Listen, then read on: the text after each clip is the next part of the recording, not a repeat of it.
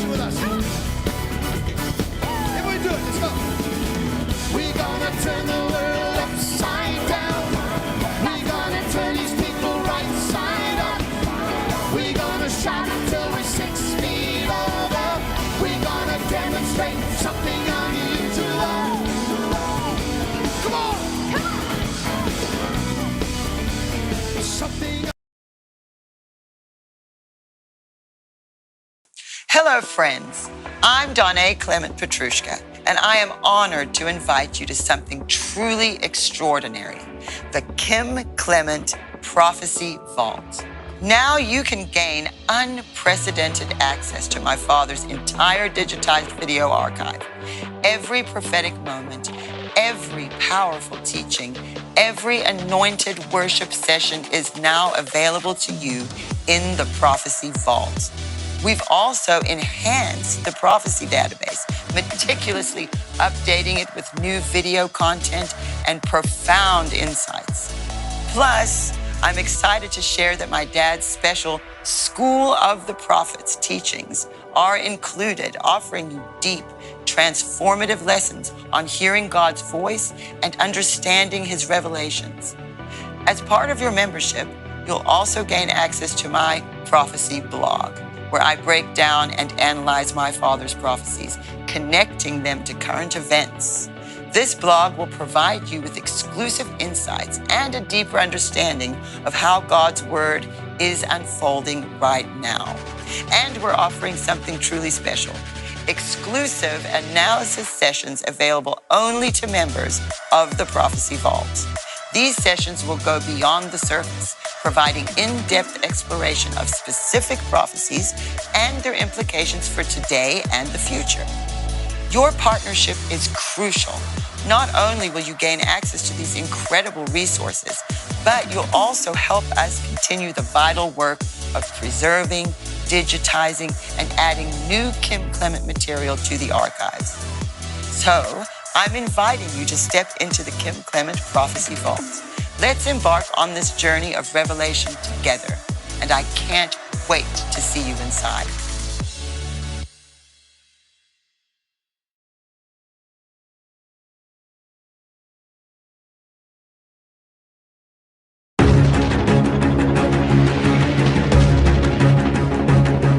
Trump shall become a trumpet, says the Lord. Be a praying president, not a religious one, but I will fool the people, says the Lord. God says, I will put at your helm for 2 terms a president that will pray, but he will not be a praying president when he starts. I will put him in office, and then I will baptize him with the Holy Spirit and my power, says the Lord. The Spirit of the Lord says there shall be one assassination attempt that shall endeavor to destroy the plans that I have for this nation. Look to your vice president. But California, I am looking at you. Goldstone, California. God says, once you recognize the man that I have raised up, pray, for the enemy will do everything in his power to put a witch in the White House. Hear me. I have found a man after my own heart, and he is amongst you. He is one of the brothers but singled out for presidency of the United States of America. Strange July, hypnotic November, and oh Christmas, where winter shall say, and me, I will make them happy. My will shall be done. And in the fall will show you whom I have chosen to pray for and guide this nation. You shall rejoice, for it is my man. It is my chosen David, says the Lord, the Lord, the Lord.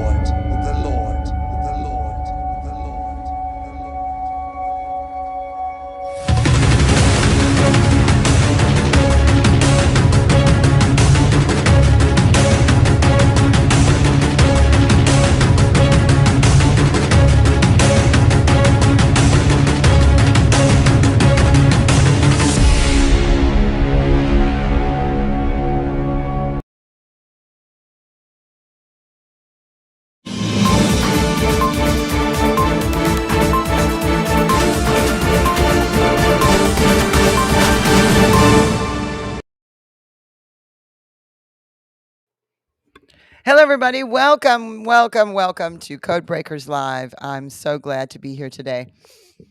The devil didn't want me to come, for sure. As you can see, I'm wearing glasses, so this is the reflection is kind of annoying, isn't it? Um, I wear contact lenses, and my eye, the contact lens, something got in there and scratched my eye, and I had to pull it out, the contact lens late last night, and it injured my eye. It happens sometimes when you wear contact lenses. Anybody wearing contact lenses, you know this scenario.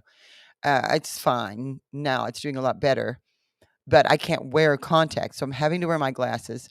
So that means no granny glasses for reading up close. I had to put minimal makeup because I don't want to hurt my.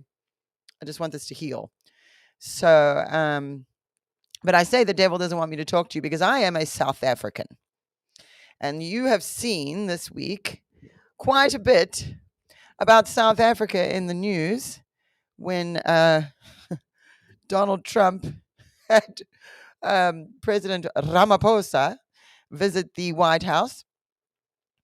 And a very interesting exchange that happened there. And so, being that I am from South Africa, my father is from South Africa, my mother, Lou, who works here, my sister, who does the chat, we're a bunch of South Africans. Dina, who was here last year, Dina, who was here last week with us, she lived in South Africa for a very long time, many years, I think 8 years they lived in South Africa. Ministered with my father. Another South African you might know is Rodney Howard-Browne, who refused to close his church during COVID. And if you remember, he was arrested in Florida. That's another South African. Laura Logan is South African. Elon Musk is South African.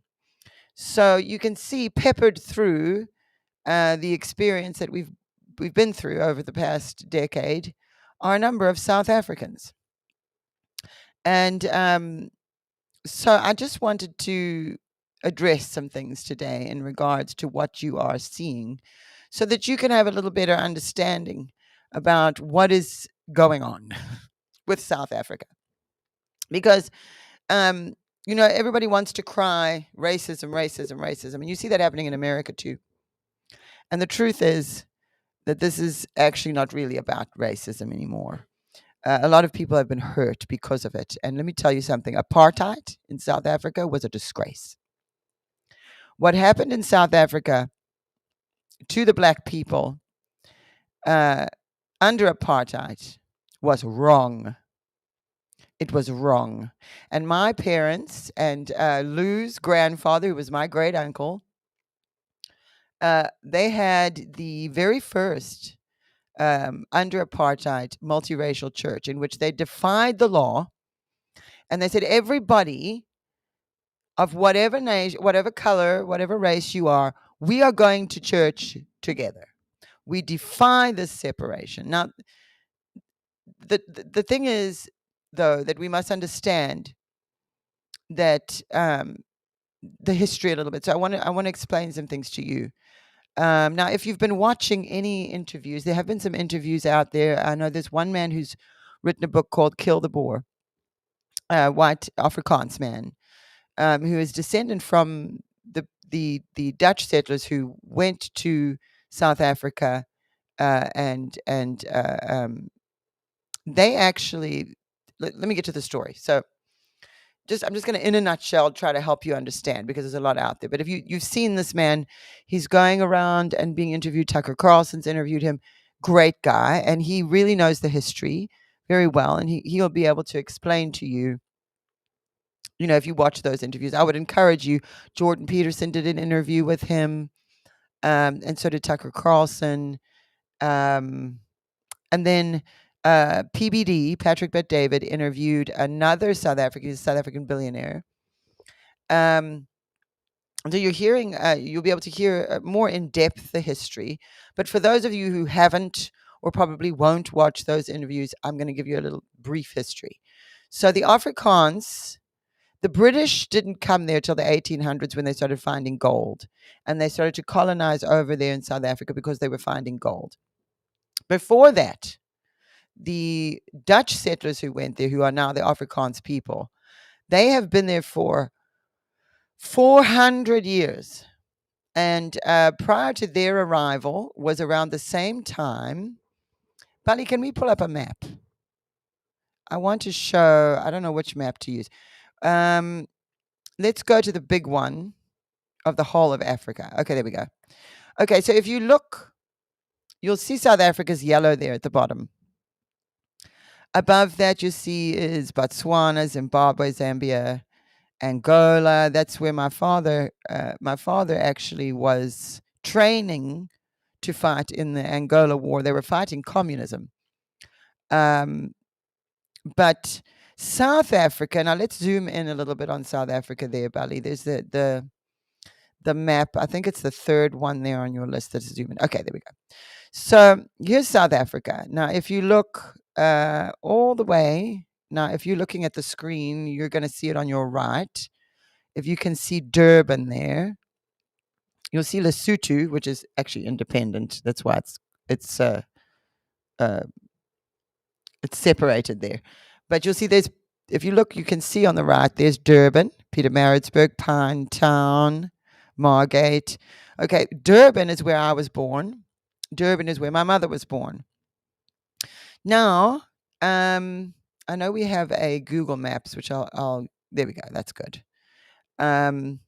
So KwaZulu-Natal, you see it at the top right of the screen. I'm thinking it's going to be top right for you guys. I'm not sure how it appears when you're looking at it. Maybe it'll be the left. But you see where at the top of the screen next to Lesotho, you'll see KwaZulu-Natal. That is Zulu territory for the Zulu tribe. Now, many of you must have heard of the Shaka Zulu. Now, Shaka Zulu and the Zulus fought the British, very bravely fought the British off.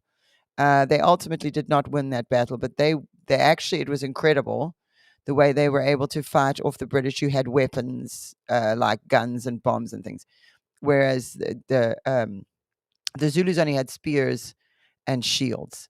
Now, back to the Dutch settlers. So the Dutch settlers came down. This is older than America. Oh, it's way before the Revolutionary War, this is in the early 1600s. Dutch settlers went to South Africa. Very religious Christian. Very Christian. The Dutch Reformed Church, they're very, very serious about their Christianity. Now, prior to that, it was not the Zulus who inhabited that land or the Xhosas. Most of those tribes were up in Central Africa. They began to move down further south. The tribes did around the same time that the Afrikaans people did, which were the Dutch settlers. And the Battle of Blood River happened, where the Dutch, there were only 400 of them, faced 12,000 Zulus who they had just made an agreement with for some land. So they said, can we farm and inhabit some of this land here, which I think was the Transvaal. I'm not sure. My history on this is not 100%, but I can give you in a nutshell. Then they, in that particular battle, it happened because they had said to the Zulu king, who was Shaka Zulu's brother, and he killed Shaka's. I think it's not the same Shaka Zulu though, so I don't even know. But anyway, he killed his brother to become the king or the chief of the tribe, and made an agreement with the Dutch settlers that they could have this area of land that the Zulus were claiming, and they were also colonizing.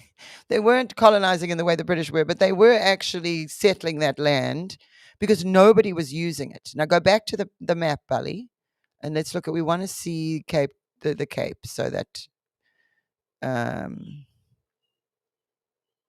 there's the Western Cape, Northern Cape. Okay, so we want to see Cape Town. Let's go to the big map. Okay, so at the very bottom of the screen, no, the other one, the first one we used.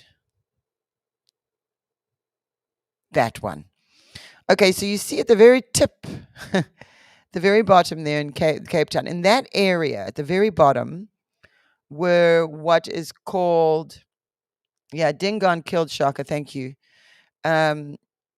that was actually, that land belonged to the Bushmen, the Bushmen. And they were a nomadic people, so they didn't have like a settlement where they had built homes.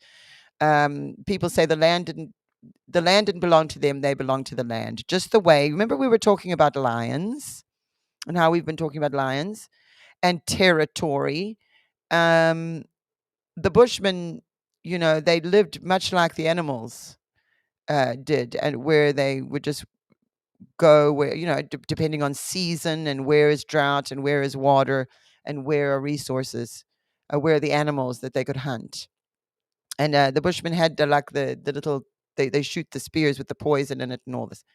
And they would have disputes amongst themselves, but that's actually the people who inhabited that land. And the Zulus and others came down from Central Africa and began to populate that region. I'm going to actually, if there's any South Africans, yes, South Africa is part of BRICS. That's absolutely right. And if there are any South Africans in the chat, please feel free to correct me, because I have not been to South Africa since 1998. I did learn a little bit of South African history, and obviously I have family in South Africa. But I didn't actually. I learned American history because I went to school here, so I don't have. But in a nutshell, that's the basic. That's basically the story there. And so at some point there were also the Boer Wars, and in the Boer Wars it was the Afrikaans or the Dutch settlers there who were fighting against British colonization.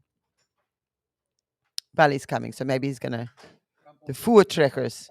The Battle of Blood River, 474 trekkers battled, estimated 10,000 to 15,000 Zulus. Now, the reason I'm telling you about that is because they knew they were outnumbered. They'd already tried to make this deal with the Zulus, who said, okay, if you go get the cattle from this other tribe that has stolen our cattle, because that was their currency. If you get those cattle for us, you can then, we'll take that as payment for the land, and you can have some of this land. And what happened was they even had the chief. It's not the chief. What's he called? The king. The Zulu king signed with an X, made the agreement, and then said to them, you come and celebrate with us. Put your arms down. We're just going to celebrate. Come into our area. We'll celebrate together the agreement that we've made. And so they did that, and they went in without weapons, and the Zulus attacked them, slaughtered them. I think the main guy, well, I've forgotten his name, they made him watch them kill his son and murdered him. And then they went and started murdering the settlers. So it was an awful thing that happened there. And so then at the end of it, then you got the Battle of Blood River, where they now were at war with these Zulus, which they were completely outnumbered, and they prayed and they said, God, please help us, and we will forever remember if this day if we do. And so what happened was they were able to fight them off, and so that's sort of a basic history of how that started over there. And also that you understand that the Afrikaans people are not, you can't just say white people and black people, especially when you're dealing with Africa, because that is a massive continent. Think of Europe, or even think of the United States of America. Go from one state to another and see how different it is. So just because people in Africa, their skin is black, does not mean they're all the same. They're not all one thing. And when you get to South Africa, the way it ended up in South Africa was many different kinds of people over large periods of time had come there. I'm just reading your comments here because I want to make sure for my South African friends in the chat that I'm not butchering this history, because I just wanted to briefly kind of cover it, because I also want to make sure that people understand that if we are defending the white farmers today, we're not defending apartheid. And that seems to be a message that keeps going across is, oh, well, if you defend the Afrikaans and especially the Boers, the farmers, that you are in some way saying, "Oh well, no, apartheid was a terrible idea. It caused much suffering to the black people in South Africa. They started doing it because there was so much conflict of culture. You know, a clash of culture of people who, for all of time, didn't live together, didn't know anything about each other, were thrown together in this one place for various reasons. And in any group of people, in any race or any group of people that you put together, you're always going to have good people and bad people in that group. It doesn't matter. The race thing today, first of all, you have still, I mean, it hasn't been long enough. Although it doesn't seem to matter, because in America now they're still going on about slavery, and that ended a long time ago. The civil rights movement, were all of those things happened because white people who didn't agree with it, who didn't like what was going on, stood up against it and said, "This is not what we want. This is wrong. Apartheid was wrong." But the reason they started doing it was because they said, "Okay, we'll just separate people, and then everybody can just have their own little section, and they can have their own little communities, so that we can sort of deal with the conflict." And it did not work. It was a very bad idea, and that is why Mandela was so good. So for South Africa, because number one, you know, he really called for unity in South Africa. As the rainbow nation, that we're not going to do this anymore. We're not going to divide ourselves. We are South Africans, and it doesn't matter what color our skin is. And together we have, I mean, there is enough in South Africa for everybody to be okay if everybody can get along. So what we see, and it isn't just in South Africa, I'm seeing this in America, I'm seeing it in Europe, it's happening everywhere, in that the globalists who are communists, who have a plan to have one world governance, and the only way that they can see being able to do that is to have communism, are instigating and race baiting people. So people who are legitimately hurt, who still remember apartheid in South Africa, you have them, because number one thing that's happening, you see with South Africa, is they're part of BRICS. So they are with the communist countries, working with the communist countries right now. So China and Russia, but in particular China, they're dealing with them. You know, they're in there with BRICS, and they've got all sorts of things going. I don't know all of it, but they do. And again and again, you see the theme, and you see the reflection of what is going on in South Africa is also going on in the West. And it's this sort of reviving the racist thing in order to keep us divided, because it worked before. To keep people divided by race. It's easy. It's very easy for them to say, oh, because you can easily see a person's skin color. So it's easy for them to divide us that way. Because if South Africa or America were completely united and said, you know, we're not worrying about people's skin color. We're not going to worry about that. We are Americans. We are South Africans. And the skin color thing doesn't matter anymore. If we were to be able to do that, how strong we would be as nations, and how resourceful and wealthy. And you don't have to have communism where you have a small group of people who are distributing to everybody. That is then corrupted. And we see so much corruption happening in South Africa with the leaders and in America. So I want to show you some stuff today about that, because and I know Lou's coming. I can hear him come. Issues with Rumble, so it didn't connect to Rumble for some reason. I don't know if there was a technical problem with Rumble. We have storms right now. So I did put links so everyone go to the YouTube or website, and then we'll upload it. Come to the mic and say that. Yeah. Because all they can do is, we've got thunderstorms happening where we are right now. Yeah, we had a problem connecting to Rumble for the Code Breakers. I told you the devil didn't want me to do this. So all Rumble Code Breakers. I bind you in the name of Jesus. We've put the link in in the chat to join us on YouTube or at our website, and then I will be uploading this broadcast straight afterwards, so you can Okay, watch it. that'll work. Okay. So to everybody on Rumble, so sorry. We are having some issues with weather out here, and for some reason it's not connected. I see West Virginia Mountain Mama. She's letting people know if anybody can connect into Rumble, just let them know. We've lost Rumble and we will not be able to reconnect it to the live. I'm so sorry.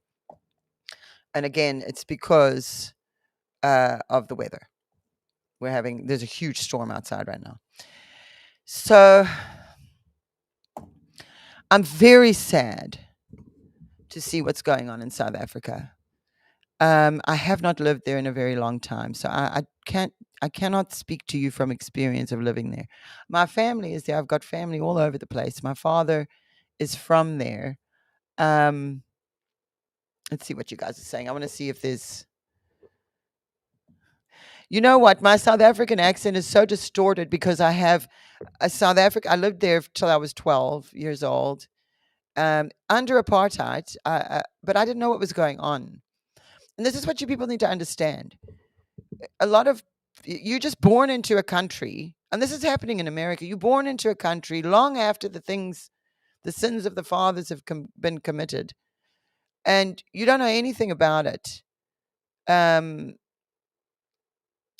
was completely oblivious as a small child. As I grew older and I was capable of understanding what was going on, I realized what my own family were fighting against, and that was apartheid.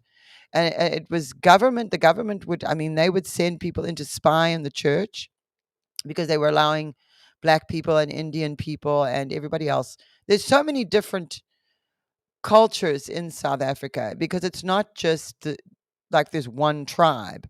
There's multiple tribes. Like the main tribe is the Zulus, but there's Xhosas, which are the tribe that is from the area my dad was born in.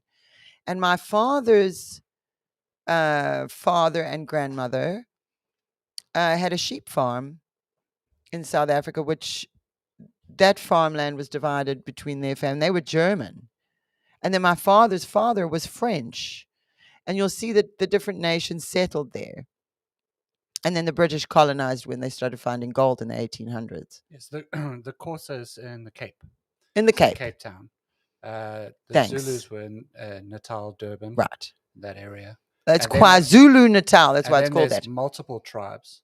So So many. we had King Buthelezi was over the reign of basically Southern Africa. So a lot of the tribes respected King Buthelezi when he was alive. And even the before he presidents would go and consult with the Consult with Zulu the king king. when it came to dealing with. Yes. So And my grandfather was friends with King Buthelezi, and he I actually remember took that, yeah. counsel with my grandfather and prayed with him. And his children came to our church.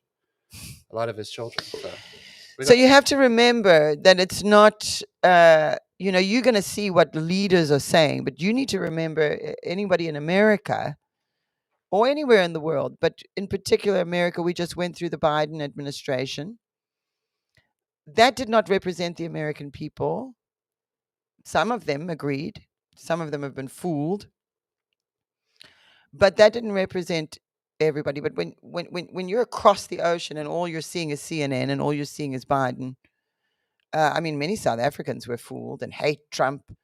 But that's changing a little bit now that they're seeing how Trump dealt with Ramaphosa. Ramaphosa needing to be dealt with because of corruption. Now this is where it has nothing to do with race.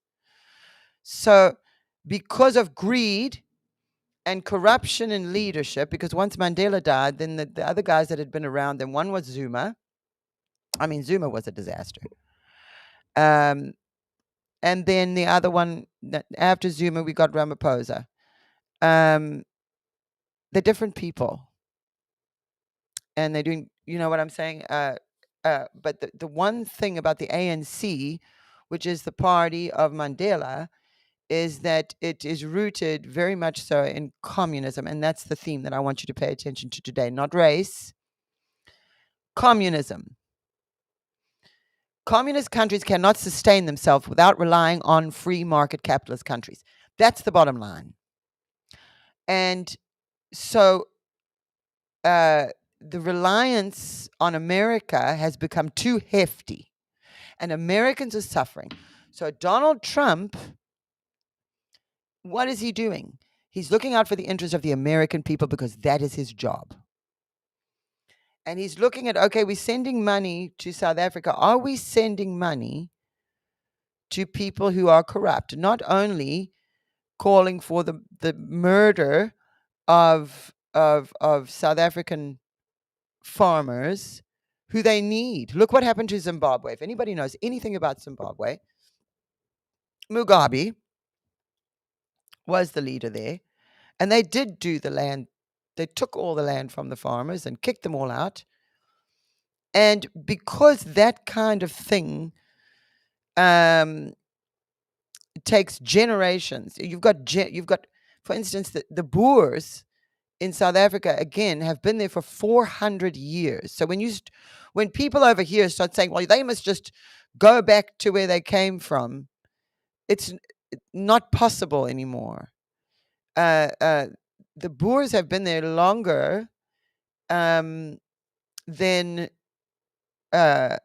America has been a nation. So where are they supposed to go? That's their home. And let me tell you something, as a South African, I love South Africa. When I think of South Africa, I still say in my head, home. I haven't been there since I was 18 years old. So how old am I now? How old am I? 45? So 18, 28, 38, almost 30 years. I have not been there. But when I think in my head about South Africa, I call it home. And I love South Africa. And, the more I look at this, the more I think, I just want to go back and visit. I have family there that I love. My grandmother hasn't got much time left. My father's mother. And I just haven't been because it was, I don't actually know why. I pulled away. I think especially since my father died, there's so much of my dad there that emotionally, I don't know if I could actually handle going back there. Because the best memories of my life are there. Growing up in innocence, being a child there. Let me tell you, your food is good. The food is healthy. You don't have the issue, that you have in the West, that they've really, that is actually an attack on the West of what they have done to what we consume and the air that we breathe. And this is coming from the globalists who would use communism. Now, what happens with communism every time is that a small group of people end up with a lot of money and everybody else suffers. We saw it with Stalin, with Mao. I mean, under Stalin, more people died under him than in the world wars.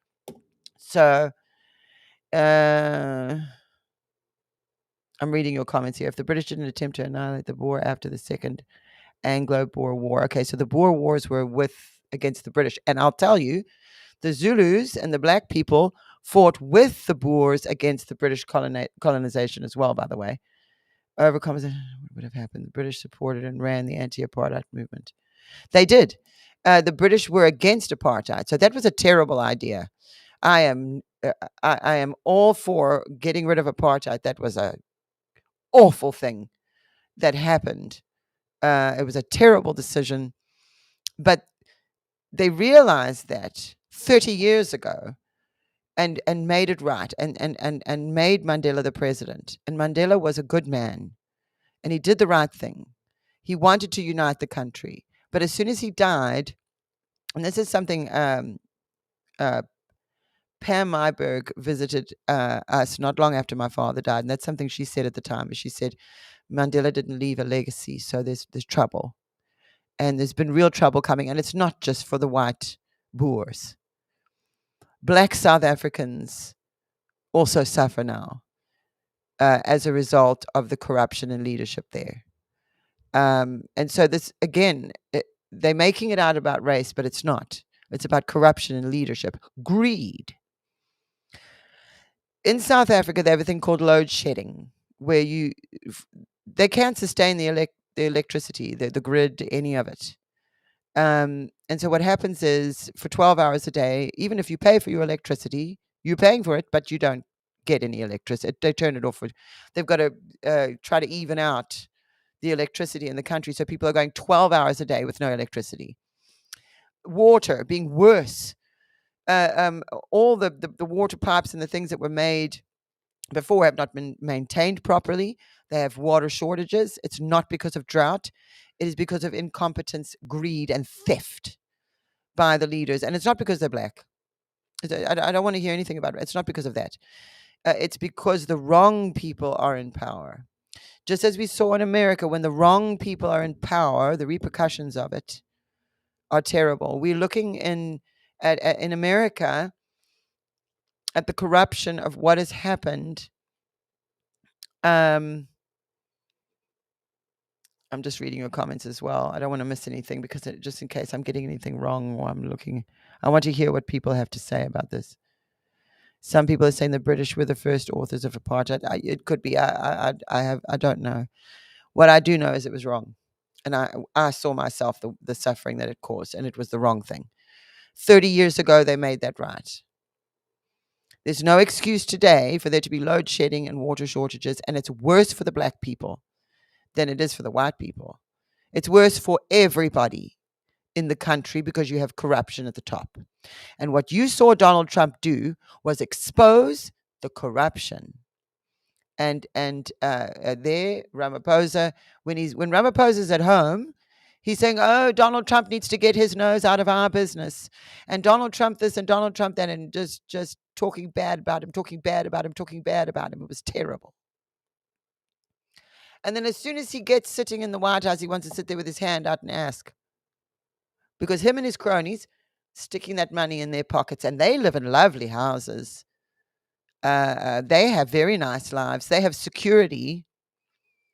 And the rest of the country is suffering. All the races are suffering. And now you have someone like, what's his name, Malema? Is that his name? Bali, I don't remember. My brain won't hold his name. What do I have? What can I show them? I've got stuff to show you. Malema. Now, that's not a majority of black South Africans that you're seeing, but it is a lot of them.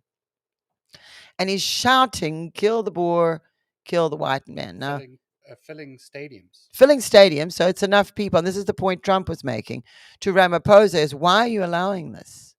You cannot have your politicians openly shouting to stadiums full of people to kill a group of people.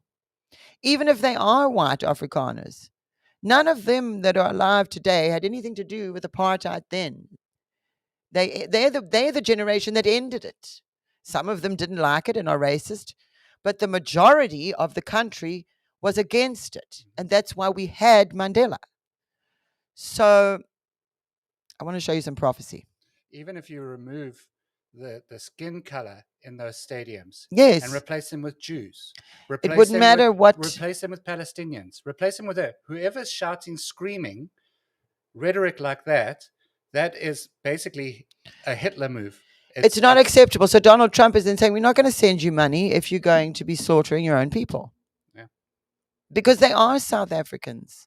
How far back in time do we have to go? Because the Zulus didn't start claiming that territory. Now, something my mother was saying to me yesterday is that to a lot of black people, they see Africa as their continent. And I understand that. I do really.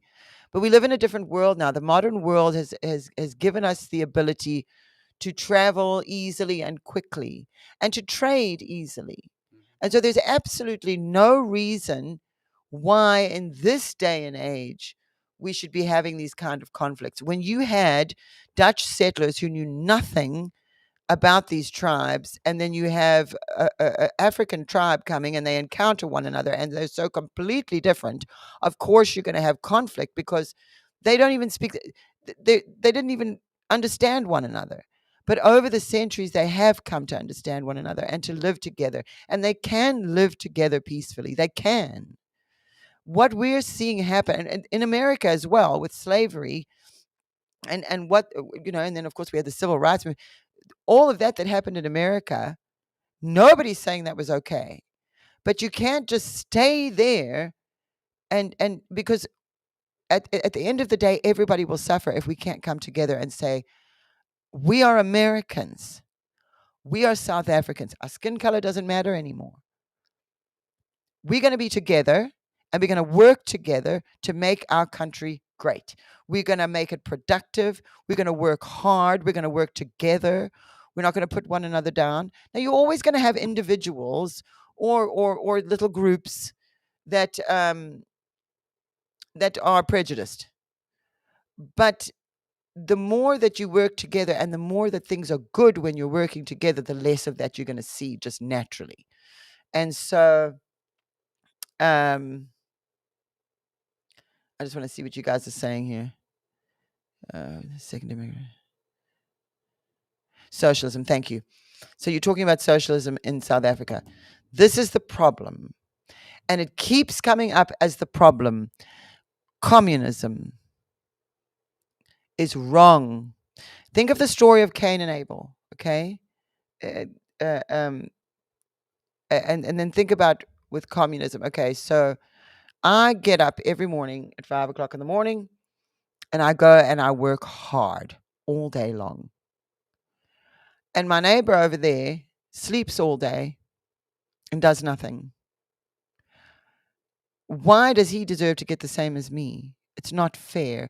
And when things are not fair, just like under apartheid, when they weren't fair, people will get upset. Because when you're working and you're struggling and you've put so much of yourself into something and then there's no reward, well, what's the motivation to do anything? This is why we need a free market. Because under a free market, then there's not as many laws. You don't have to make a bunch of laws because you can get bound up in law. It can be used against you later on. But a free market will take care of itself because the majority of people will say, hey, I don't like what you're doing. That's wrong. I'm not buying your product. We've been doing that in America. What have you seen happen? All through, I can say Biden because it's most recently, but anytime there's a company that's doing something wrong, like I say, Target, what Target was doing with the transgender bathing suits and things for little kids, people stood up and said, I'm not going to shop there anymore then. And then they will financially struggle, which will force them to say, hey, okay, we can't do this anymore. We better fix this. Otherwise, we're not going to have our business anymore. And essentially, this is what Donald Trump is doing as well.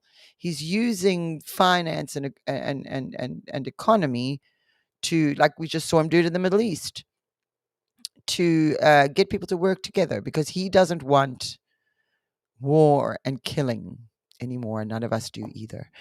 Us regular, everyday people, we're not super wealthy. We're not in charge of we just want to have our families, to have a home, to have enough to eat, and to enjoy our lives. And that is what everybody wants. The majority of human beings, that's what they want. How do we get that? How do we acquire that? And so different things have been tried over time because things have been unfair to people. But again, if you look at, I want to bring up Zimbabwe one more time because my dad actually prophesied about Mugabe. They did do this in Zimbabwe and the country was starving. They had $1 trillion, I don't think it's called a dollar there, but $1 trillion note. And in order to buy a loaf of bread, you had to have a wagon full of those $1 trillion notes because they just kept printing money because they were no longer producing, because the people who had worked that land, who understood it for so long, were kicked out.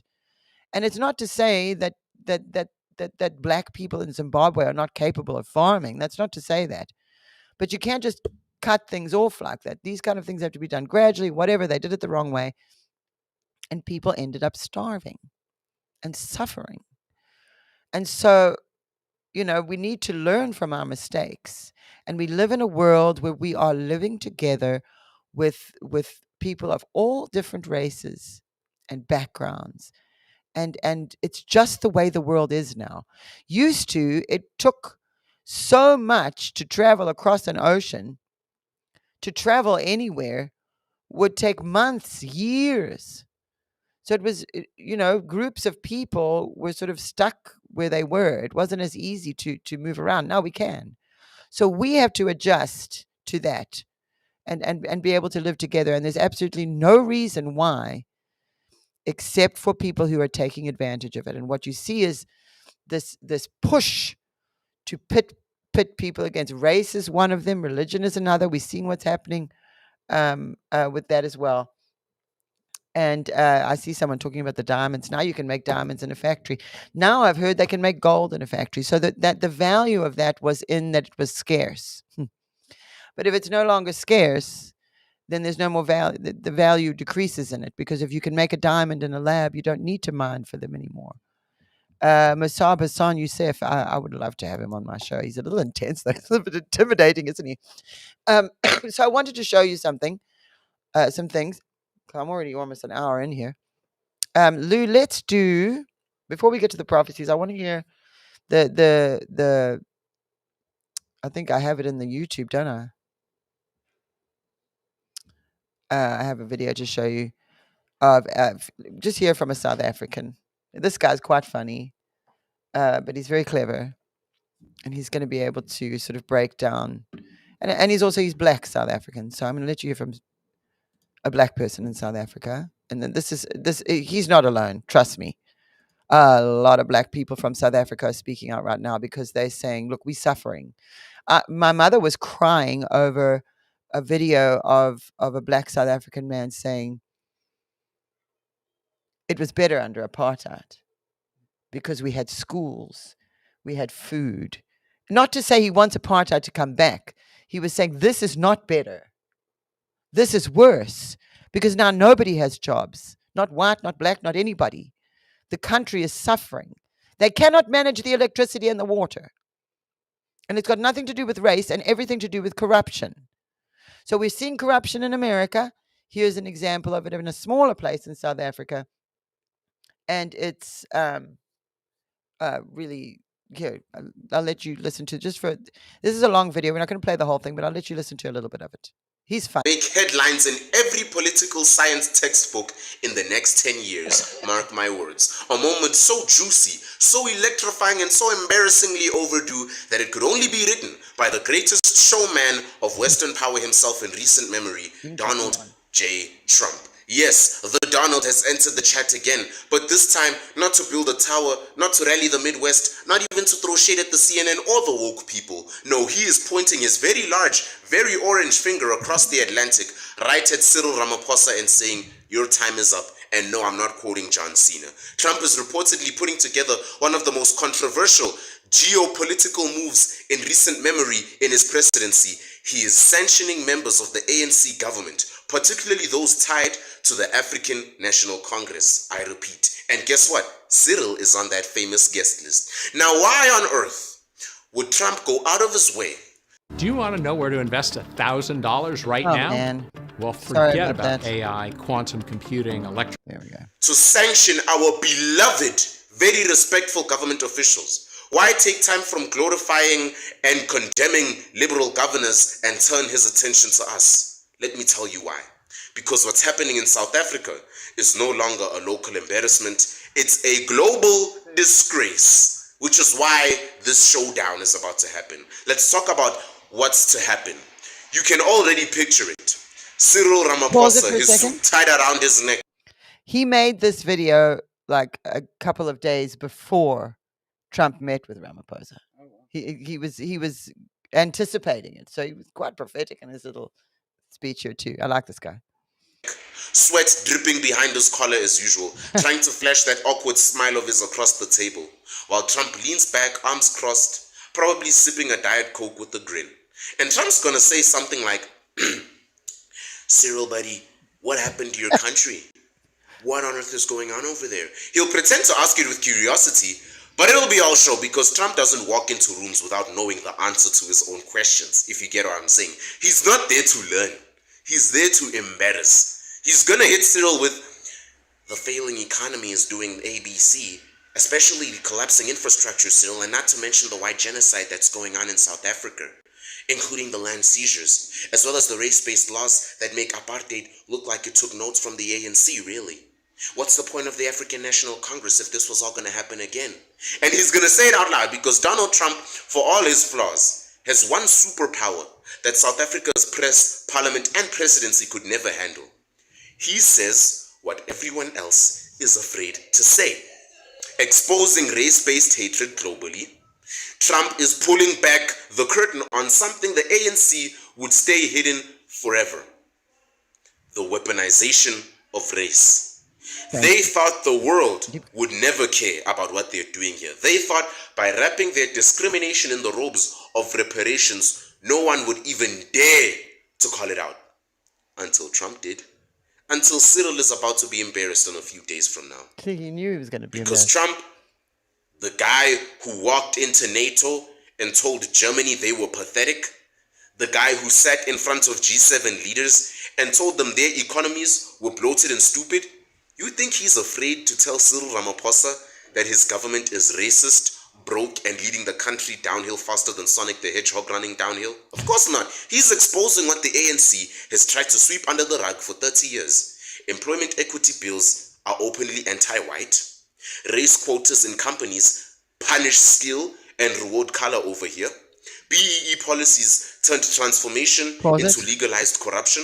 Okay, so BEE is the equivalent of DEI. Just so you know, these are such obvious communist tactics. They're just a bunch of acronyms, but BEE is the equivalent to DEI. So keep going.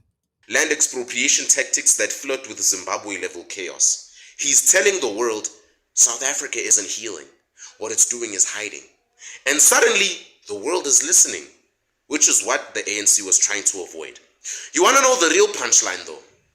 Trump, the man who's been called a racist more than Cyril has smiled in public, is now the one defending white people in South Africa.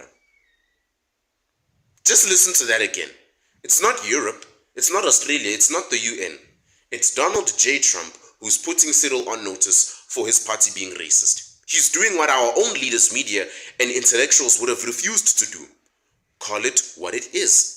Because you can't keep blaming apartheid in a year where you've been in power for 30 years. A child that was born in 1994 is 30 years old now and you still haven't done anything. You control the land now, the banks, the police, the courts, you name it, you control it. And still, your only plan is to redistribute someone else's success. Communist. In my opinion, that is despicable. At some point, the truth shows up. And this time, it's wearing a red tie and flying private. Here's why the ANC is panicking, though. This isn't just diplomatic pressure. It's not a simple slap on the wrist. It's existential. Because if Trump goes forward with sanctions, if he throws the ANC's corruption into the spotlight, and if he rallies conservative leaders across Europe and America to do the same, then the gravy train stops. Let me explain. Let me put you on game real quick. Foreign investment, gone. Internal credit, frozen. Diplomatic reputation, trashed. ANC, bank accounts and their Swiss bank accounts all screwed and they know it.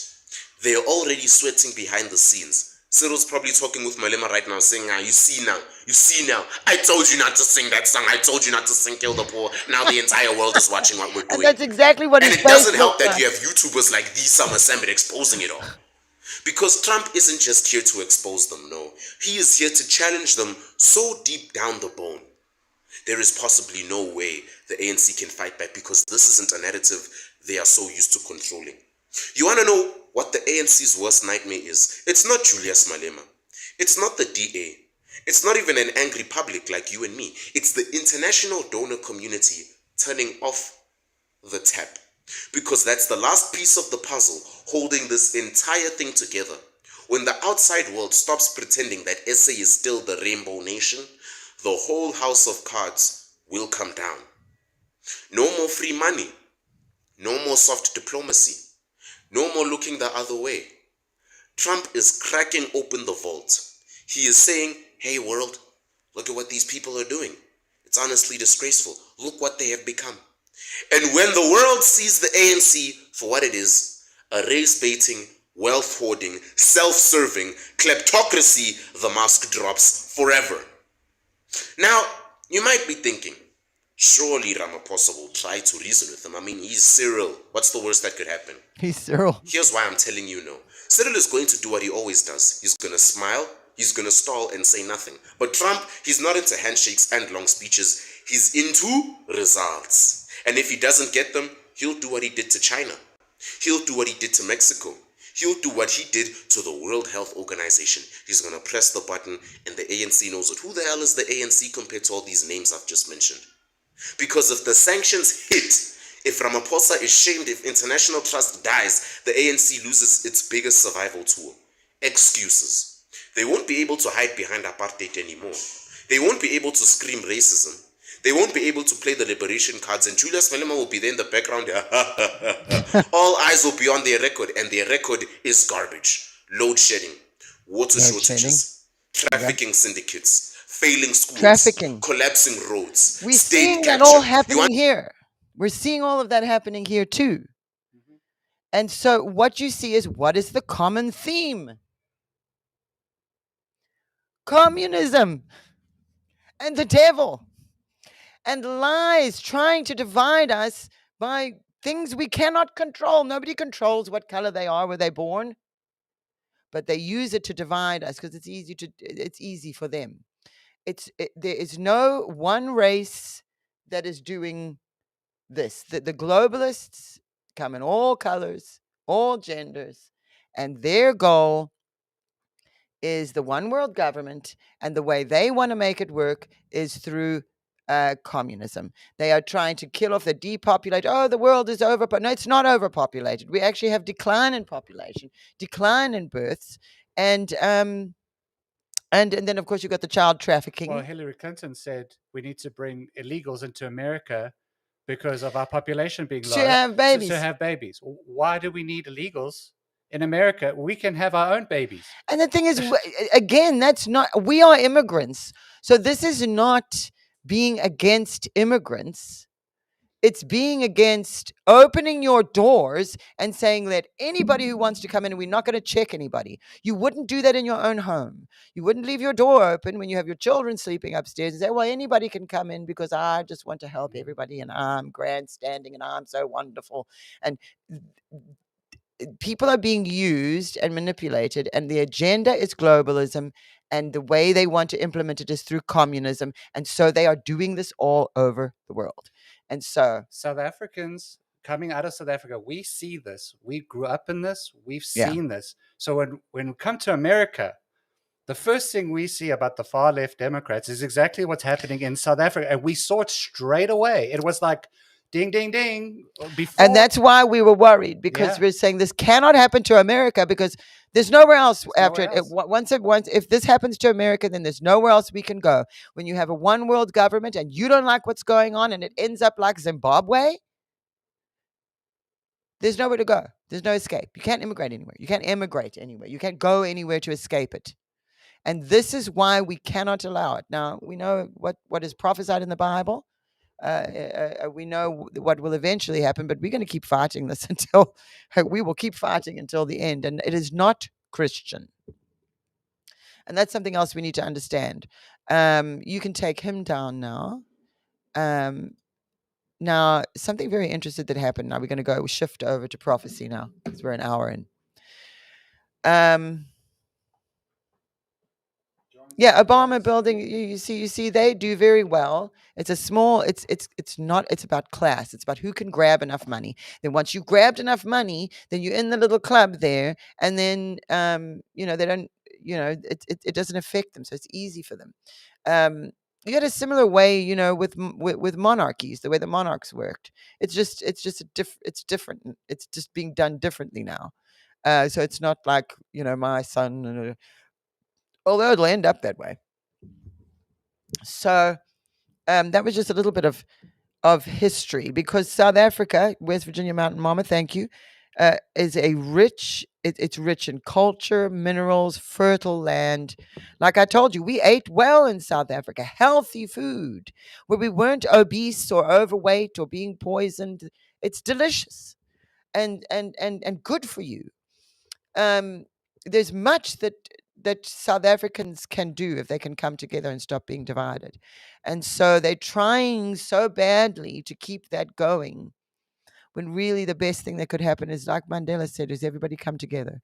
And it's so sad because under Mandela it was hopeful and it was doing better. And then after he died, Zuma was a terrible problem, and that I personally believe Zuma is a very evil man. Bali, is he the one that got the submarine?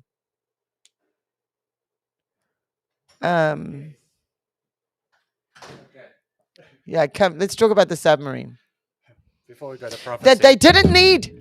So they got I think it was 2 or 3 submarines and trains. So let's go to the submarines first. They got submarines to They crashed it I'm the first sorry, day, didn't they? but they crashed 2 of them. It went too low down because the people that are running, we don't have a big navy. We don't need No all this big. stuff. Yeah. The other submarine, because it wasn't needed, was actually going across South Africa for sharks and stuff like that, monitoring shark activity, and they've actually taken it out and it's not being used anymore because, I mean, there's no point. Yeah. Then they ordered trains from England to fix our trains, and they said our tracks are smaller or shorter, are more in than the South African tracks because we ran on the old train system. So for them to upgrade the trains, you would have to redo all the tracks to get these newer, faster trains that have more narrow tracks, right? They spent billions on this. Just waste. These trains come, they don't fit, they sit there and start rusting. The submarines. So there's no infrastructure. They crashed the submarines Just immediately. last year, we had that terrible storm where it literally flooded Durban. Roads were I remember, falling yes. into the sea. There was like total destruction because the infrastructure is not being taken care of. So and the electricity, they built a brand new electrical power plant. But Zuma had that beautiful house. Beautiful house. And the swimming pool. And what was the excuse for the swimming that pool? That was the president before. That was I've forgotten his name. What's his name now? He's the one that got and he got a pool, and he said it's a fireproof pool. In case there's a fire, he can jump in. And so the taxpayers had to pay. Yes. So the taxpayer. So you see, the problem is corruption. That was Zuma. Was it? No, I thought it was Zuma. Yeah. Because I remember you telling me about that at the time when Zuma was still president. Now there's the guy in the DA. Yes. Now tell us about the DA. The DA is kind of what we would see as the Republican Party. They are more of a... So they're more conservative. More conservative. They want to help. I mean, Cape Town is run by the DA. And Cape Town is beautiful. The roads are kept. Now, how come Cape Town's run by the DA and the rest of the country? How does that work? Because there's more people. It's kind of like here. It's kind of like we have a Republican states and all that. So the city of Cape Town is run by the DA because they had more of a vote for that area. The ANC is more Durban, the KwaZulu-Natal, further up, all that area. So there's a lot more of them. But Cape Town is kept in pure... I mean, if you go there, you'd think you're in a first world. And that's more tourist as well. That's more tourist. I mean, they charge... More people when they come to visit. It's basically the gem of South Africa. If you he got it with money from China. Now, tell everybody about your grandfather's dream about the Chinese ships. Now, his grandfather is my great uncle. Had the church, Durban Christian Center, which became the Jesus Dome later on. This is the church I was raised in, the church my parents met in. Uncle Fred is actually my mother's uncle. We were the first multiracial church in South Africa. First multiracial church in South Africa under apartheid. So when it was against the law, his grandfather, my great uncle, said, no, we're breaking that law. Anybody can come to church. We're all going to church together. We're defying this. And they were arrested. I know Neville was. Mm-hmm. I know my father dealt. Secret police were my father was leading protests. See if he was talking against the apartheid. So the secret police was sitting there, and there was nothing about that. We came here to worship God. Now, we did have a lot of people complain that were in the church that left, but my grandfather said, I don't care if I become only a black church. It doesn't matter. It's open for everyone. You know, and not to forget the Indian population. Second largest Indian population next to India. It is in South Africa, so much that their cuisine, their food is part of our South African culture is Indian food. So it's more than just black and white, or, you know, and then there's disputes between all the different groups, because when you bring that many cultures together and stick them all in one place, you're bound to have that. But it shouldn't be instigated then by the leaders. The leaders should be calling for unity, and when that happens, and people can just get over this ridiculous. It's racism to me is so ridiculous. It doesn't make sense. I disagree. I understand culture.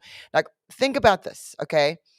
If you were to put me, okay, I'll use myself as the example. If you put me in a room with a black South African and a white Russian, who am I going to have more in common with? I'm going to have more in common with the black South African. I don't speak Russian. Their culture is completely alien. But just because our skin color is the same doesn't mean we're the same. And people need to get it out of their minds. It may have been that way in the past because people were stuck and couldn't travel. But now that's changed. And we cannot be judging one another on that. It is such a foolish, it does nothing. And it was being healed and it was being fixed. You saw it in South Africa, you saw it in America. And what has revived it are the Marxist, communist, globalists. You're trying to take over the world. So they're going to bring up that because it's easy for them. South Africa, and then they pit people against each other. And they don't just do it with race. They do it with gender. They're doing it with the whole, that whole thing with the feminist movement and everything. They took advantage of things. Well, you see, the devil doesn't want unity in any form. Right. So he'll attack it because the Bible says where there is unity, God commands his blessing. Yeah. So when a nation is going to be blessed, there must be unity. There must be one voice, one sound. And when the devil comes in, what he's doing is he's trying to take away that. He's trying to take away your identity. He's trying to take away everything from that. So there's no unity. Because if he knows the minute we are unified in one voice, God commands, not says, or not just flutters Suggests. by, he commands his blessing. Yes. So when the blessing is commanded, we will be blessed as a nation. We will be blessed as a people. We will, it doesn't matter race, color, creed, doesn't matter. Jesus himself. It's the thunder as you're speaking. You guys might not be able to hear, but it's thundering outside. Jesus himself went across to see the woman in the well. She wasn't part of Jesus's culture, but he went and spoke with her at the well. And she went and got that whole town saved. And she's not part of his culture. You see, the thing is, we are told where our culture is. Our culture does not have a barrier. We can listen to other people, get ideas from other people, and do all these kind of things. But the devil wants to take. Who's really under attack? Who's truly under attack right now are Christians and Jews. Yeah. Just as the Bible said. Yeah. Would occur. And in the Congo, okay, let's just look at the Congo. In the Congo, just recently, 70 Christians were found beheaded in their church. None of those people were white. They were all black people. But black people against black people in the Congo, killing Christians, they were Muslims. And the Muslims are all intertwined up with Russia and China. Especially, you see the Iranians, part of BRICS. Again, look at BRICS. And CRINC. Yeah. CRINC is these names, I swear. Well, we got two great prophecies to play for you guys. No, that's what I was going to say. So is let's play my dad. I just want to finish. You asked me about my grandfather's dream. Yes, the dream. Sorry. So basically, he was dreaming that he saw a war going on, a shooting going on with the black people and white people protecting South Africa. And he saw the Chinese coming from the ocean into South Africa trying to take it over. Basically, that's just the roundabout of the dream. And here you go. And now when you look in South Africa, we have the Chinese malls that were created by China to bring in all their products. They don't get charged to come in there. They bring all their products to sell. They've taken over all our places where the cargo ships and that go. They're running all that. They're in our police force. They've got their own Chinese police forces starting up in South Africa. So the Chinese are coming in. And your grandfather had that dream how many decades ago? Coming from the ocean in. Very prophetic. I was young. And I remember, I've never forgotten this dream. And we were just, I must have been 13, 14. So that would have been early 90s. 90s, 93. So more than 30 years ago, he had that dream. This only started happening after Mandela passed away. Yes. China started coming in. China started to come in. Because Mandela was not cool with communism. No, that's No, why he was not. That's why Now, the said ANC, Rainbow which is Nation. his party, the ANC, though they do have found, and people like Zuma and Ramaphosa, they are cool with communism, and so that's why you see they lining their pockets, and black Africans, forget about the white ones now. Black Africans suffer more now than under apartheid, which is unacceptable. Yeah. That is unacceptable, and it's all because of corruption. And now we're seeing it's happening in America. You have these politicians like Nancy Pelosi who make the laws that govern the market, the stock market, and she is also she shouldn't be legally allowed to invest in it. If she is making the Even laws her that husband. govern the market, she should not be able to, or her husband, invest in the market in which she's making the laws that govern it, because she's going to know what's going on. You know how many people are in And what about prison? poor Martha Stewart, who went to prison for that? And for something she didn't even For know. a tip. She didn't know. She didn't Nancy even do it. Pelosi, for doing that, if you're gonna have that standard, belongs in prison for what she's done, because she gets, what's her salary, 150,000, 200,000 a year, but she's worth $200 million. How do you think that happened? How do you think that happened? Just magic? Just because everybody loves Nancy? No, because she's making the laws that govern the stock market. They govern what happens that will affect the market, and then she knows where to invest. This is corruption. Okay, so I want you, yes, we're going to run out of time, you guys. Let me play you. I want 2 prophecies I want to play. I don't know if I'm going to be able to get to, I don't know if I'll get to Roger Teal. So you guys know I played you Roger Teal a few weeks ago and what he prophesied over me. We found a prophecy he gave to South Africans in 1994, 30 years ago. And then we found, in April of 1994, and then we found a prophecy my dad gave in April of 2015, which was like 21 years later. And it's so interesting. I see someone writing over there, the vaccines. The vaccines are all part of it. They're trying to trim down the population and pit us against each other and get us to kill each other. And then we could get into the whole, Club of Rome, the 10 regions. But what my dad prophesied was the rise and fall of the Fourth Reich, and we've just seen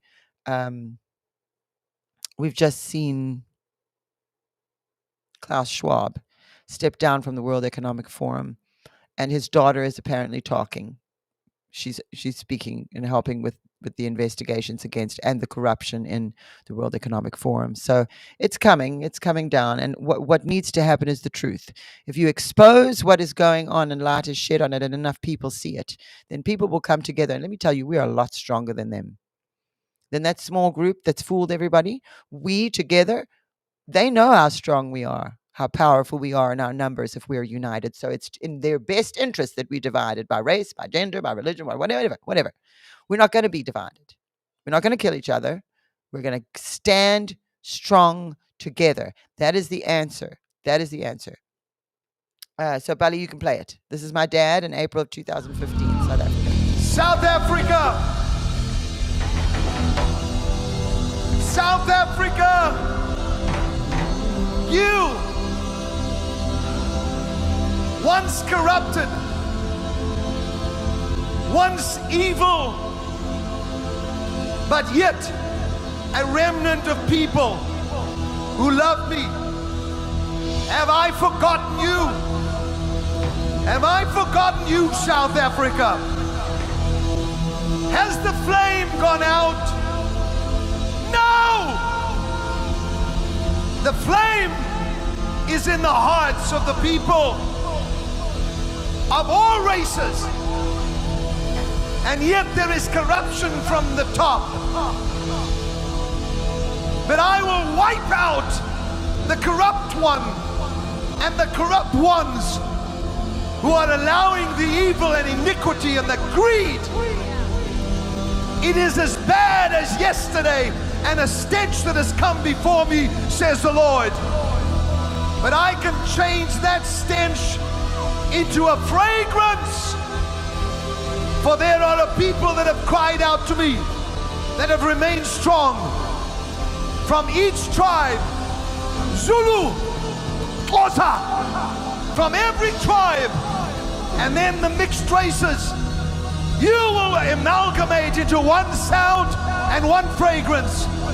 For if you think I've forgotten you, I have not forgotten the prayers of those in the early centuries. I have not turned away from those prayers. Therefore there shall be a shaking, and I will replace, and then I will fill your streets with the name of Yeshua, says the Lord. Not the name of Muhammad, not the power of Islam, but the power of Jesus Christ, Yeshua. Whew. Praise God. That is very hopeful. And you notice he pinpointed the problem. Those who are in power at the top, the corruption and the greed, that God is going to expose them and remove them and replace them. And so I'm feeling very hopeful about that. I'm so glad. I was so glad. You know, that there's not a lot of prophecy that my dad gave about South Africa. Being from South Africa, he was. It was difficult for him. But that is right on and exactly what we needed to do. And it isn't just South Africa. It is all over the world. God is exposing what needs to be exposed. He is exposing the corruption so that we can see the truth. And, you know, I've said it again and again. The truth sometimes is hard to see. Often it is. You know, we have this idea of truth is so nice and happy and great, but knowing the truth is, but sometimes seeing the truth, and some of the terrible, terrible things that have been exposed over the past 10 years, especially since Trump entered the arena, and just by his presence, we have seen the manifestation of evil, and it has exposed itself. There are children being trafficked all over the world. South Africa is one of the problems that you heard that guy I played for you earlier talking about it. You know, the trafficking of children and the opening of borders and the motivation for that. And then they try to use compassion and say, well, these poor people need to help and they need to come into the country, and nobody is against that.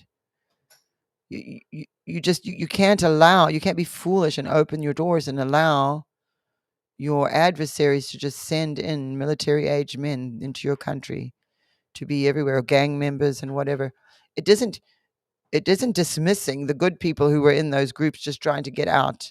And I do believe that there needs to be something done about the way that they do immigration in America, because for us to immigrate took a lot. It was 15 years before we could get our green cards, and we really had to work for it. And that's why people who do it legally, and there's a part of that where you understand, because people need to appreciate when you're accepted, and if you want to become a part of a country, a citizen of a country, there's nothing wrong with having a list of things saying, well, you know, we need to know that you're going to be loyal to us, that you're not going to betray us, that you're going to contribute to society or anything, you know.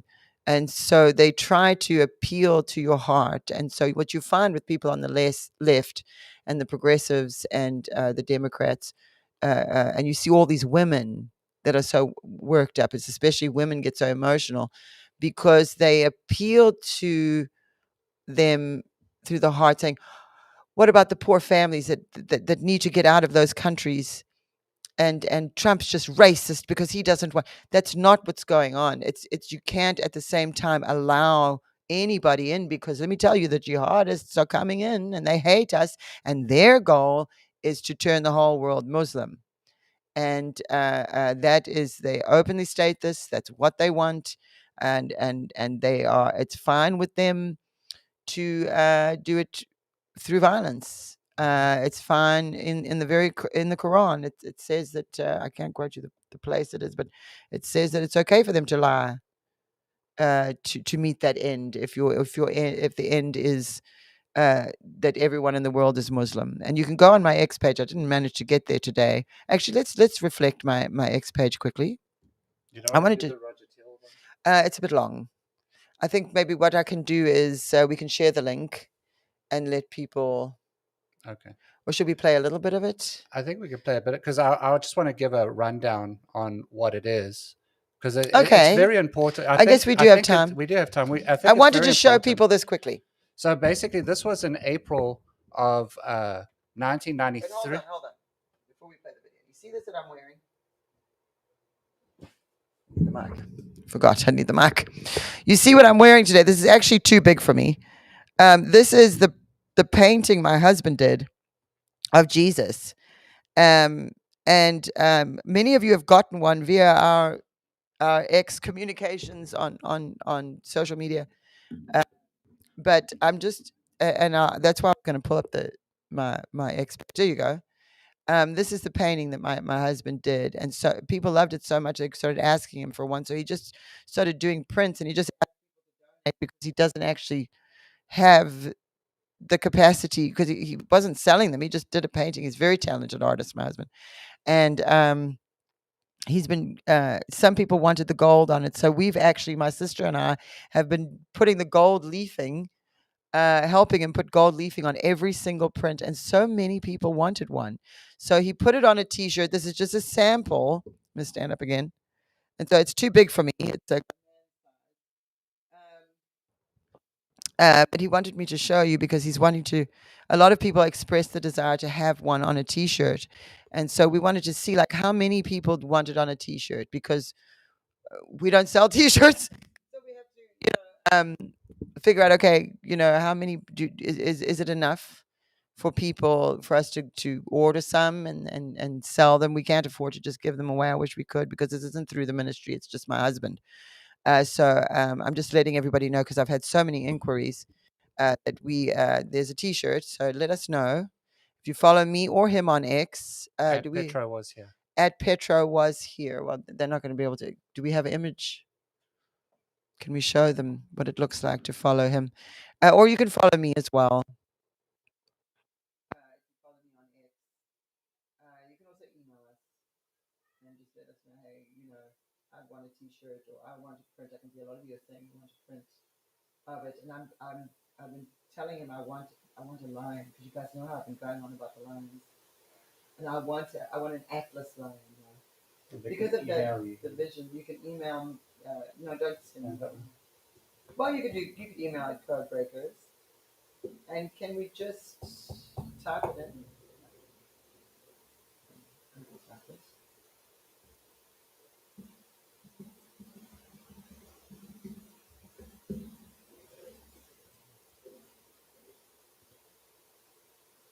Okay, that is how you can follow him on X if you want one. And I'm doing this because I've had so many inquiries. I'm just letting you guys know. And then the other thing is, since we're doing this kind of thing, let me just go ahead and just let people know. If you are, first of all, thank you to everybody who supports us. What mic? What mic got? Where the microphone is? Is my mic off? Is it? No. Disconnection. No, it's on. They're saying the storm cut my microphone off. Did I turn it off? Yes. Oh, my mic was off. For how long was my mic off? Oh my gosh, that was me. Okay, so what I was saying was, so many people have gotten prints of my husband's painting of Jesus, and we're putting it on a T-shirt because a lot of people asked. So I'm just trying to gauge like how many of you really want it, because again, this isn't something we're doing through the ministry. It's just he created this image and people went crazy for it and they just wanted it, and so we're not in business for that.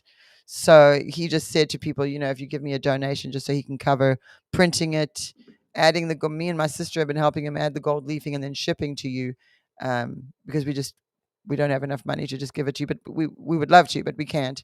And then I'm just looking to see low again, volume, wiggle it. Wiggle it. It's working. Okay. And so then we put his, if you see at the bottom of the screen, at Petro was here is how you can contact him, or you can just email us and just let us know. And then we'll, if it keeps going, then we'll probably. The sound's not working quite. Huh? I'm hearing the sound on that. Oh, so it is working. Okay, good. Thanks for checking. So anyway, you can do that, and then yeah, a lot of people like the T-shirt. That's good. I'm glad.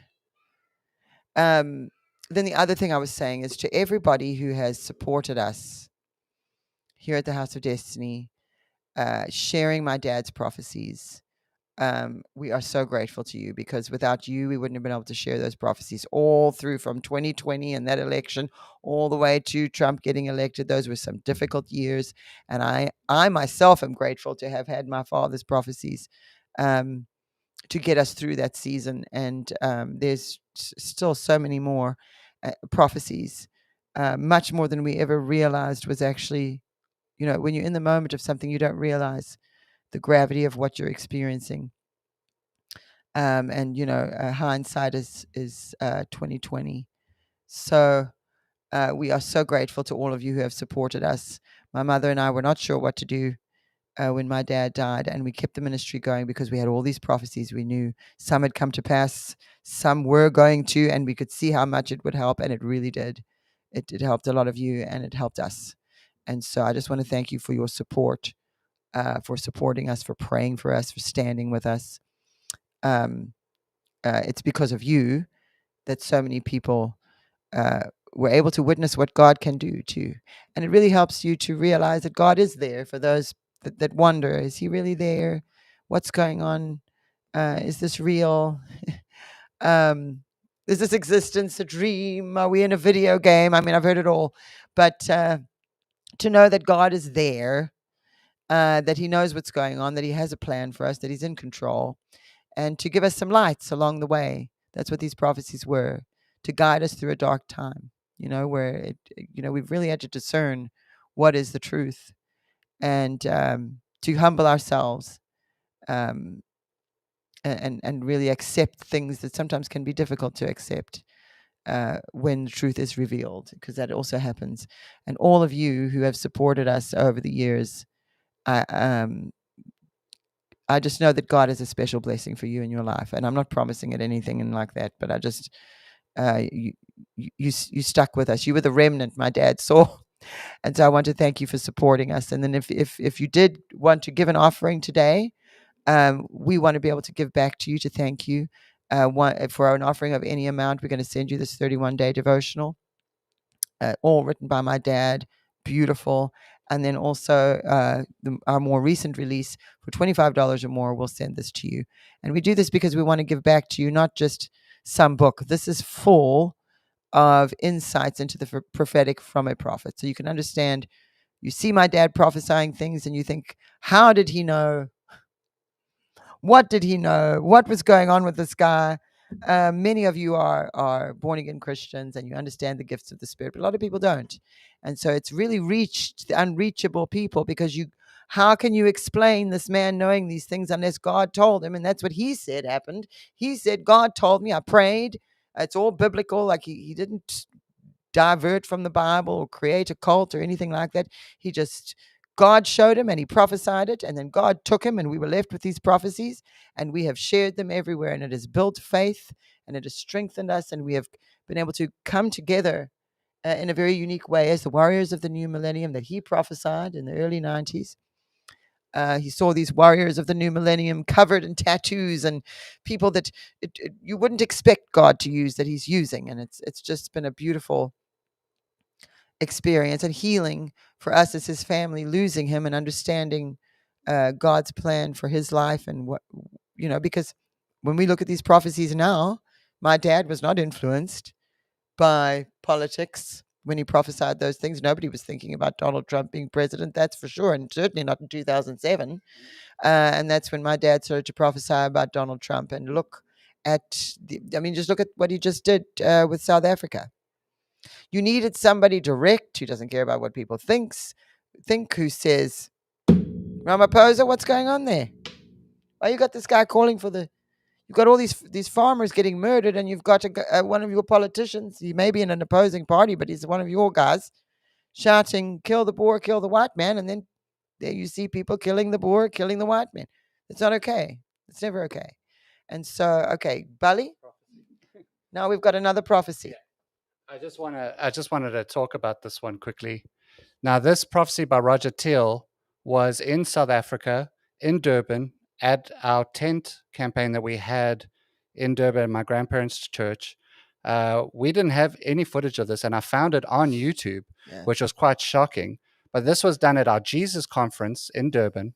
And when you listen to this, he's basically prophesying what he's seeing happening in South Africa, where there'll be fires, people won't be able to get on planes, things like this. And this hasn't come to pass. Now, what this he was prophesied. when Mandela had become president in 94.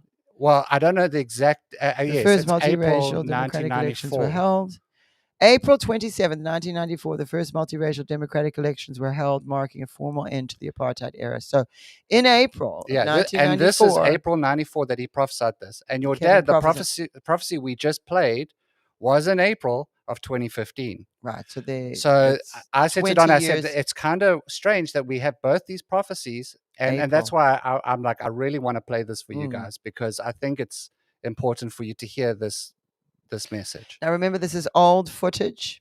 Roger Teal, remember a few weeks ago I played for you guys when he prophesied over me in 2019, and that whole experience where I heard his name, and he had just landed in California for the first time. He hadn't been there in 15 years, and I'm praying in my garden, and I say to Bali, who's Roger Teal? Then Roger finds out that I'm asking about him. He doesn't know me. He knew my father, prophesied over my father decades before, accurately, by the way, and meets me at our studios in Camarillo in California when we were still there, and prophesied over me. And you guys remember, a lot of you who watched that broadcast will remember, well, this is him in 1994 in April. Now, what the prophecy you just saw of my dad was in April of 2015. This is 20 years earlier, in April of 1994, actually 21 years earlier, in April of 1994, at my Uncle Fred, which is Lou's grandfather's church, which was the first multiracial church under apartheid. So you see the story? Okay, it's all connected. It's amazing. This is all God, too. So anyway, here, let's listen to Roger Teal. I've made maybe 15 telephone calls today, and I've talked to different people, and I've said, "Oh, Roger, lovely to hear. How are you doing? All right." And I said, "What do you feel things are like in the country? I've come, seems to be a lot of unrest." "Oh, well, Roger, we don't see much of it up here. You know, it's more up in the Natal, and we read about it and we see it on the TV, but you know, we don't really have any trouble." And so I put the phone down and go, am I stupid? Am I blind? The Lord has shown me that there is great turmoil, destruction, bloodshed, that there is big trouble coming to South Africa. And I talk to people on the phone who are in ministry, who are preachers, who have churches, and all they tell me is, "Oh, don't worry about it." Maybe they have had another prophet that has said, "Peace, peace, peace. Let's take up another offering. Let's sing another song. Let's have another beer. Let's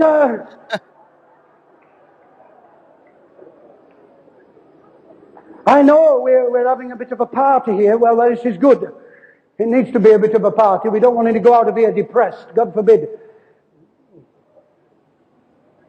I stand before you in sincerity. You are facing great trouble in this country. You are facing great trouble in this city, Durban. D-U-R-B-A-N, is it? Durban. And you live here. You're having the opportunity to discern the spirit of truth.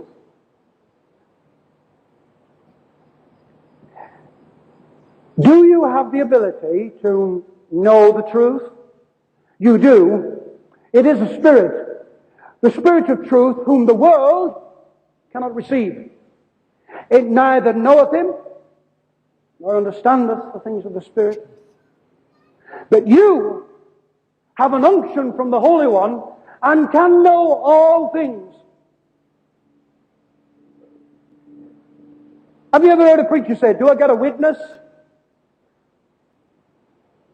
Let me ask you, are these idle words that I speak? Am I trying to frighten you? Am I being naughty and say, it's all right for him.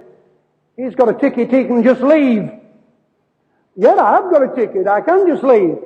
I always carry the schedule with me. I know when the planes are coming and when they're going. I always make reservations on planes even if I don't take them. I'm always like to be close to the airport. But that isn't my purpose of being here tonight. You can't all jump on a plane, can you? You're going to be here. Will the Lord preserve you? Will the Lord keep you? When all this is to be comes, and the purging of this nation, and judgments come upon those that have forsaken the law of the Lord,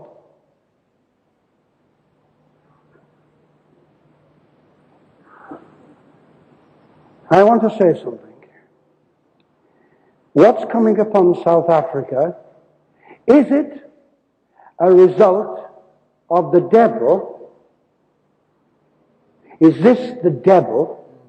You may think that it's the devil because you would say the communists, naming catastrophe, Castro, Gaddafi, Angola, or the ANC, or the III, or whatever, the IIR.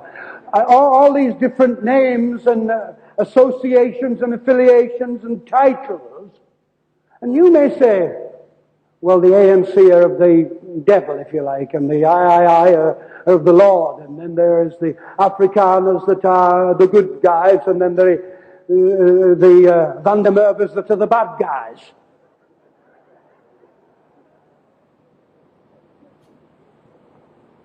I would say, I know this night that this is not the devil's work. This is the judgment of God that's coming upon South Africa.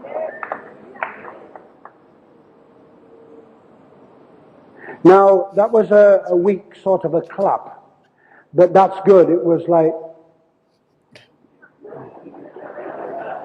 because judgment will begin in the house of God. This country had a great visitation of the Spirit of God. I used to come here and people were so on fire. There was house meetings, plenty of money. You got blessed and there was a great move of God. But there are those that have exploited this move of God and have created denominations and divisions and fights and schisms. And the initial purpose of the move of God in South Africa was to reach all peoples. But now you have white churches, and you have black churches, and you have Indian churches.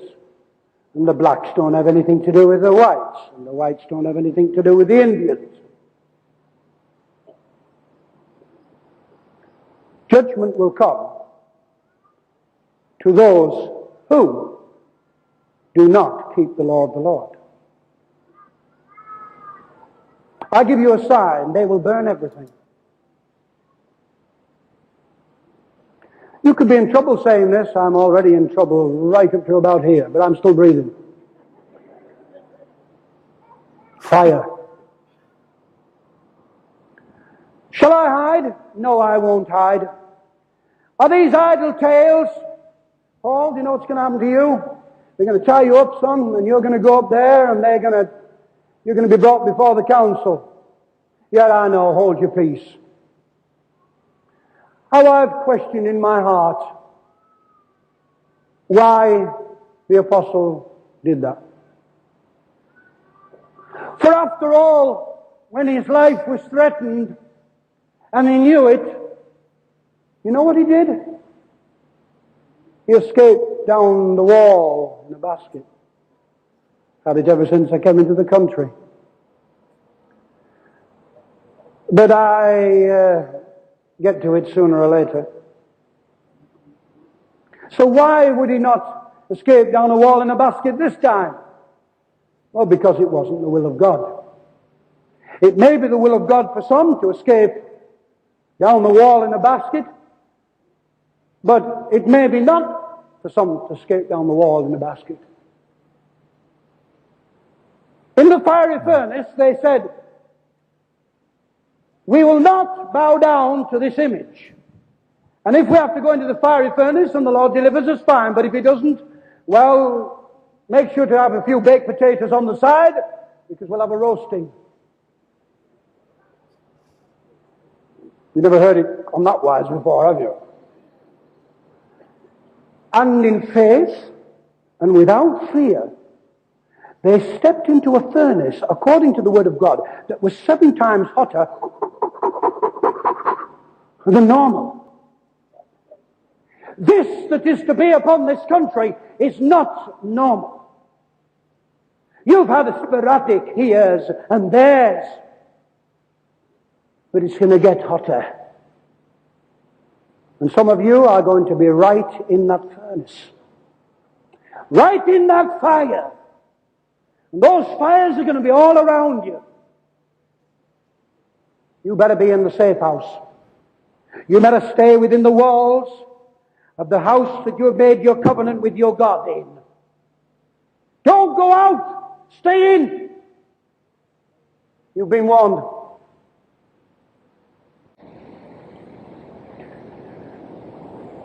The 15th verse says, "In the morning arose, and the angel hastened Lot, saying, Arise, take thy wife and thy 2 daughters, which are here, lest thou be consumed in the iniquity of the city. And while he lingered,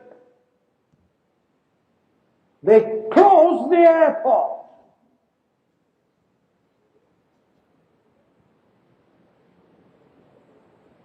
Oh my. You read on the news that the British and the Portuguese, whoever they are, they're wanting to transport I don't know how many out after. Well, it's after, it's too late. It's before. There are seats now. There won't be any seats then.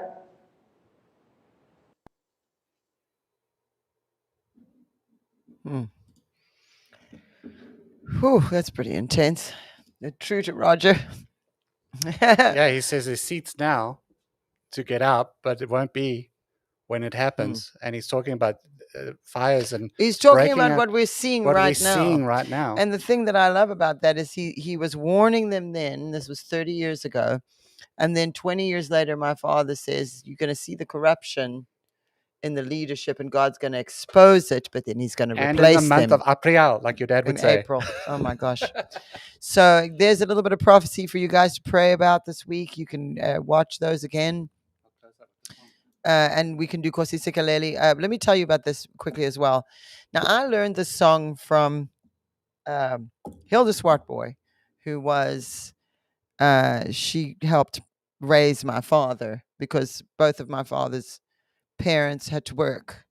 And so she was their nanny. She showed up at their door the day my dad came home from the hospital and asked for a job to help take care of children. She was good at taking care of children. And so she was a big woman too. And my grandmother looked at her and she said, well, we can't have 2 fat women in the house. And they got along so well. And she was part of our family. And she taught me this South African anthem.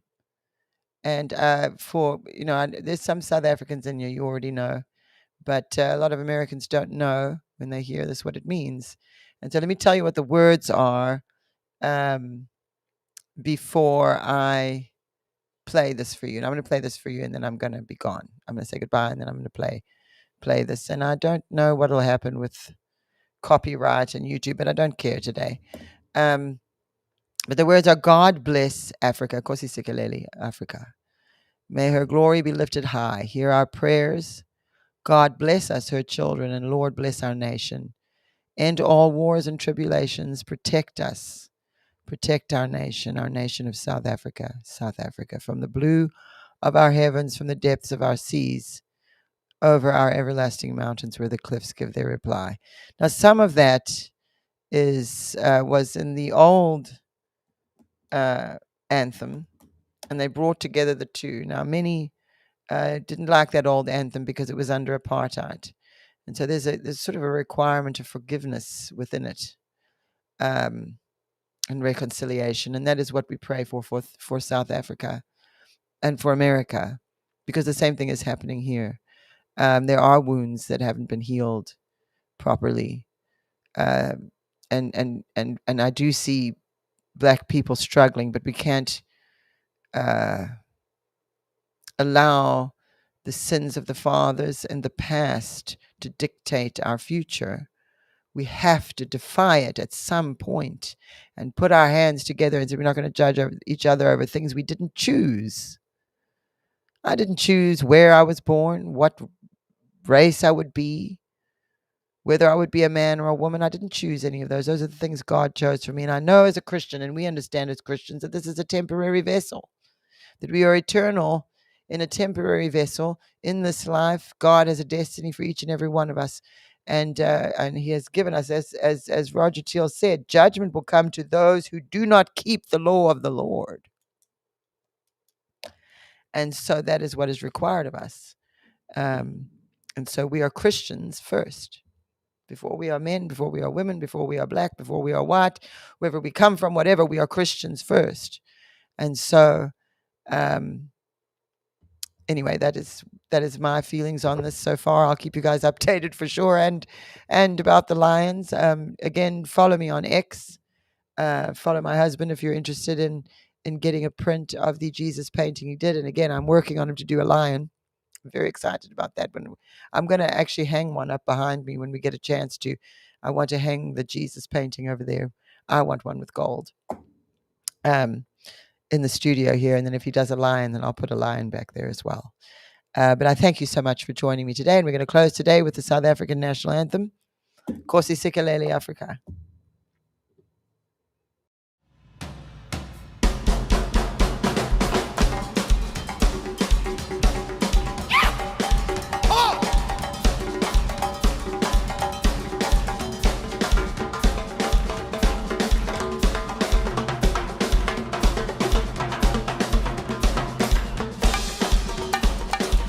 Our South African friends and family, this song is for you.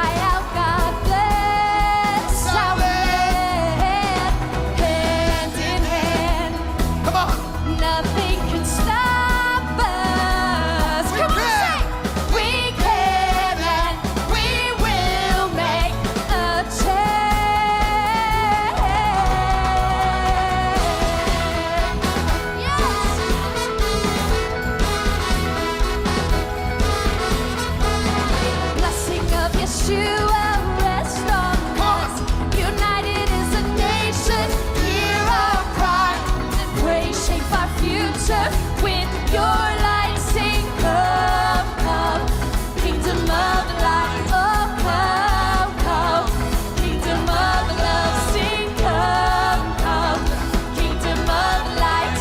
Come, come, kingdom of Love. I want us to sing that again. Come, come, kingdom of light. Sing it for your nation. Let's go. Let's go. Come, come, kingdom of light. Come, come, kingdom of love. Sing, come, come, kingdom of light. Come on. Come, come, kingdom of love.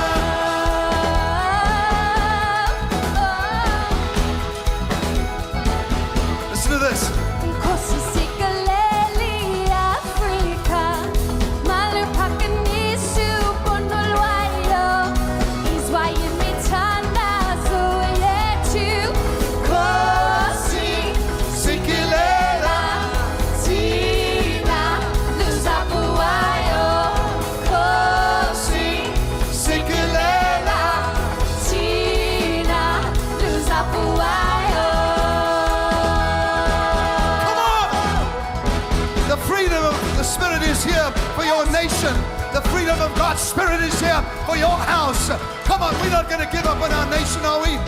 Do the national anthem again. Kosikaleli Afrika, malupakanisu ponolwayo, izwayin mithandazo yethu. Kosi sikilela thina luzabuwayo. Kosi sikilela thina luzabuwayo. Give him a shout. Come on.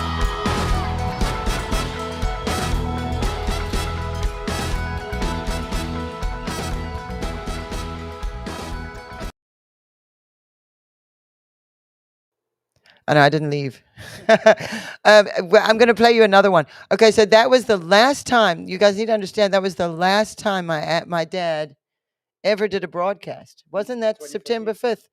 That was my dad's final broadcast. He never.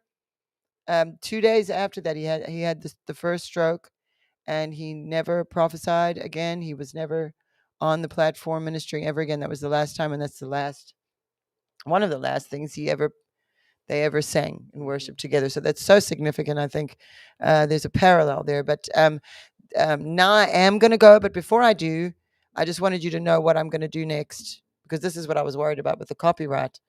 Is this was, I think it is in 1994. Let me see it. And Paul Simon was there. You remember Paul Simon was going over there. So beautiful. Some of the stuff he did with the Ladysmith Black Mambaza, who's also singing here with Miriam Makeba. So this is them singing the anthem, and I believe this was 1994. Okay, so I'm going to go now. I love you guys. I'll see you next week. This is what I'll leave you with. What's new at the House of Destiny Network? Satan looked at the crucifixion as the height of his victory. Jesus looked at the resurrection and saw Satan crushed beneath his feet. Satan looked at the 39 stripes on his back as the ultimate victory over his body. And Jesus saw the healing of the nations and crushed Satan under his feet. Every time Satan attacks you, every time he comes against you, he is pushing you a little bit closer to the promise of God. In an abuse context, I just don't think that Jesus would say to some kid, you've got to forgive and forget and hang out with this man who hurt you. But that's abuse. Let's talk for a second about church offense. That prophecy from 2012 came to pass because this is what happened. Syria was almost taking control over Iran. They built a corridor through Iraq, an open corridor through Iraq to go and get into Syria. Literally, the powers, the forces, the principalities, the head of the revolutionary arms They were all at the borders of Israel. They were all Iranians in Syria. Iran literally took control over Syria. I believe Prophet Kim, when he asked the question, he said, I hope I live to see it. And then he said, where would I be? I believe that he saw and he sensed that he wouldn't be around for this great event that shall take place. So God allowed him to go to 2027 to see it, but not experience it. And we are willing to release thousands and thousands of terrorists, hundreds with blood on their hands, and release them back into the territories, back into Gaza. But our other demand is that Hamas is not going to stay in power. Hamas has to step down.